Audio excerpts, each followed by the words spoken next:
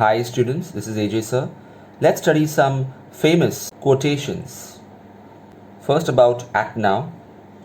Live as if you were to die tomorrow and learn as if you were to live forever by Mahatma Gandhi.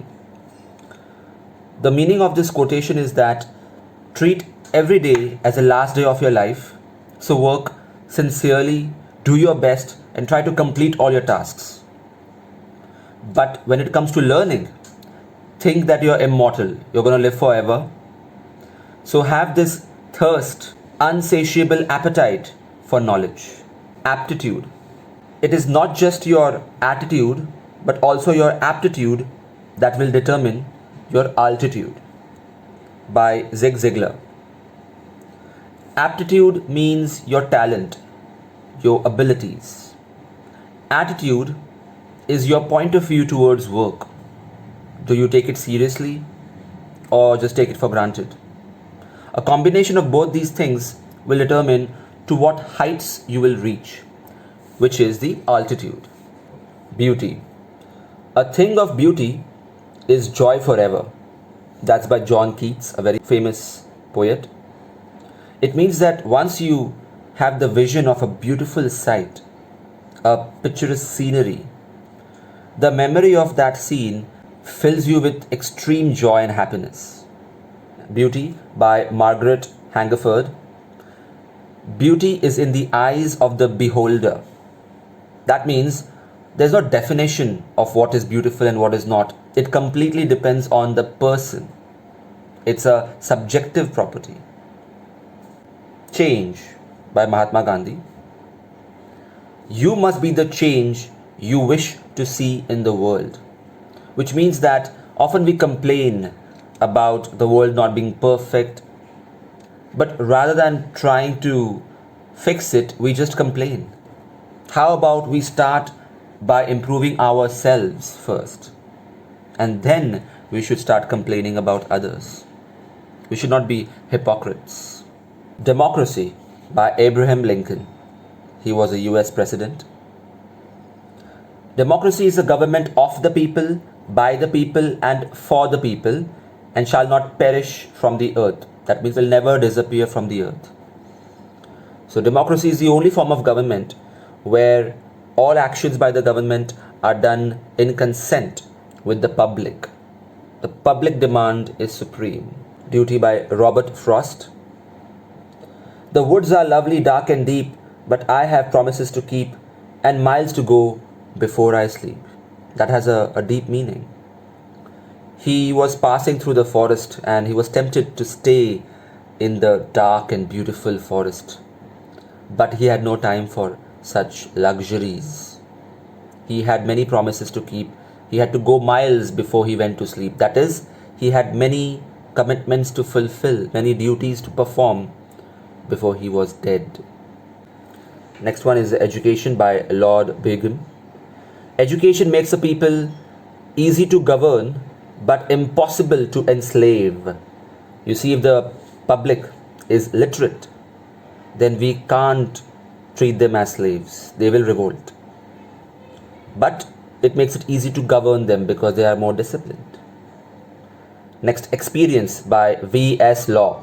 Experience is a hard teacher because she gives the test first and the lesson afterwards. We always experience a challenging situation, and after that experience, we learn a lesson. Usually a teacher teaches a lesson and then takes a test, but experience does it in the inverse way. Next one is Genius by Anonymous. Genius is 1% inspiration and 99% perspiration, that is sweat. That means hard work is the only path to success. Nobody is born a genius.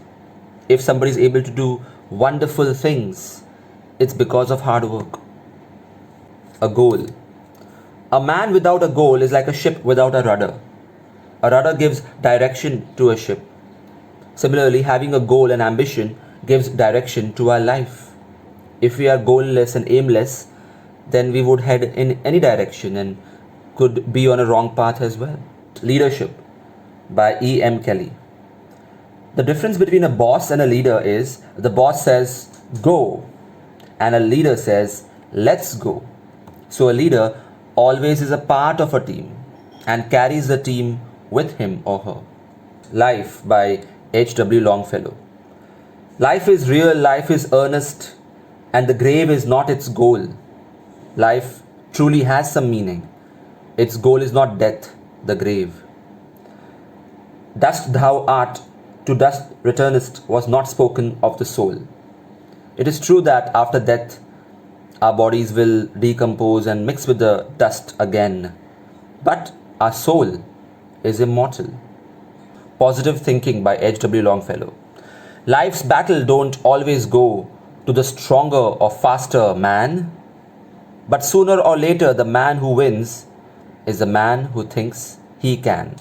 That means positive thinking is very crucial to achieve anything. Even if you are not the strongest, but you are optimistic, success can be yours. Greatness of Men by H.W. Longfellow. The height by great men reached and kept were not attained by sudden flight. That means people who become great did not become so overnight. But they, while their companions slept, were toiling upwards in the night. Toiling means working hard. So because of regular hard work while their companions were sleeping, that's the reason why they were more successful than others. The hand that rocks the cradle of a baby, that's a mother, that hand rules the world.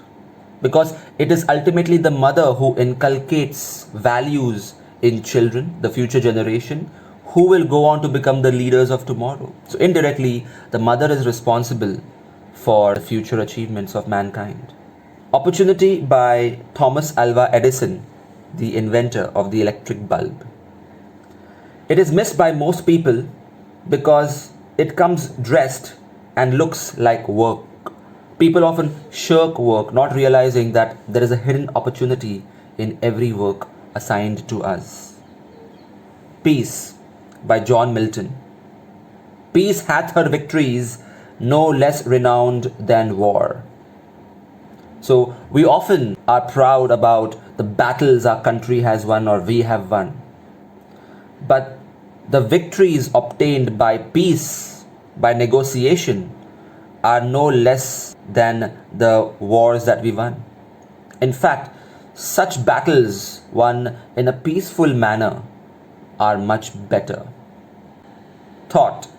There is nothing either good or bad, but thinking makes it so. This is from our drama Hamlet by William Shakespeare. It is a philosophical dialogue which says that what is right and wrong is not clearly defined. Different cultures, different people have different definitions of morality. Violence by Mahatma Gandhi. An eye for an eye will end up making the whole world blind. If we take revenge for every atrocity done to us, then the world will not be a better place to live in. We should have forgiveness. We should try to win the hearts of our opposition through non-violent means first. And finally, a William Shakespeare quote. All the world is a stage, and the men and women merely playing their parts. That means each of us come on earth with a particular role. It could be that of a doctor or a tailor, but everybody has an important role to play in this complex web called life. Hi students, if you found this video useful, press the like button. Also, to enroll for my online lectures or online test series, email me or message me on Instagram.